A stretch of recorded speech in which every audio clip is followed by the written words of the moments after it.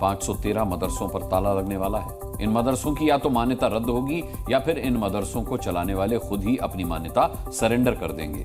क्या है ये पूरा फैसला और इसके आने के बाद यूपी के अलग अलग इलाकों में मौजूद मदरसा संचालक और वहां पढ़ने वाले छात्रों से भी जी मीडिया ने बात की। इस फैसले के बाद यूपी सरकार पर मदरसों को टॉर्चर करने तक का आरोप लग रहा है। क्यों लग रहा है, इस रिपोर्ट में देखिए।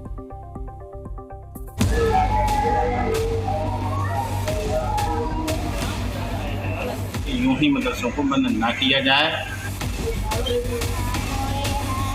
बनना क्या चाहते हैं, क्या मकसद है आपका? मेरा हाफिज बनना है। हाफिज बनना चाहते जी। ये अगर उनकी नीयत है, ये नीयत बिल्कुल खराब है, ये नीयत ठीक नहीं है। यूपी में मदरसों पर योगी सरकार ने बुलडोजर चला दिया। अब उत्तर प्रदेश के 513 मदरसों की मान्यता समाप्त होगी। अब रजिस्ट्रार इन 513 मदरसों की मान्यता रद्द कर सकते हैं या इन मदरसों के संचालक भी इनकी मान्यता को सरेंडर कर सकते हैं। मान्यता खत्म होने के बाद इन मदरसों के बच्चों को बेसिक स्कूल में शिफ्ट किया जाएगा। योगी सरकार ने हर जिले में डीएम की अध्यक्षता में एक समिति बनाई थी जिसने मदरसों पर रिपोर्ट तैयार की और इसी रिपोर्ट में 513 मदरसों का रिकॉर्ड नहीं मिला था। योगी सरकार जिन मदरसों पर एक्शन लेने जा रही है उनको लेकर पहले से ही विवाद रहा है। अब इन पर आखिरी फैसला मदरसा बोर्ड के रजिस्ट्रार लेंगे। इस खबर को लेकर जमीयत उलेमा के मौलाना ने आरोप लगाया, दावा किया कि यूपी सरकार मदरसा संचालकों को टॉर्चर करने की कोशिश कर रही है, इसलिए मदरसा चलाने वाले खुद ही अपनी मान्यता सरेंडर कर रहे हैं।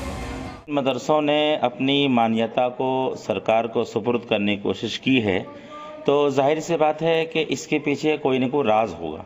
और वो राज क्या है? या तो ये कि मदरसे वाले को अंदरूनी तौर पर टॉर्चर करने की कोशिश की जा रही है। हालांकि ये अगर उनकी नीयत है, ये नीयत बिल्कुल खराब है। मुफ्ती का दावा है कि सरकार की नीयत मदरसों को लेकर ठीक नहीं है। बार बार सर्वे के नाम पर मदरसा चलाने वालों को परेशान किया जा रहा है।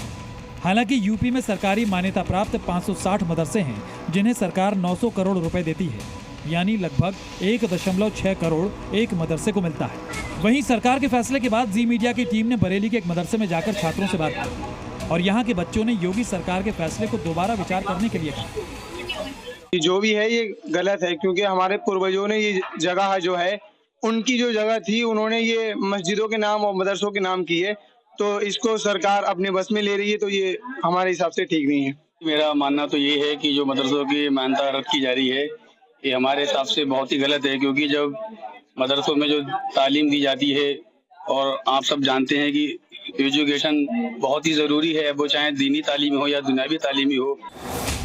बरेली के बाद जी मीडिया की टीम संभल के चंदौसी में एक मदरसे में पहुंची जहां यूपी के साथ बिहार के बच्चों को भी तालीम दी जा रही है।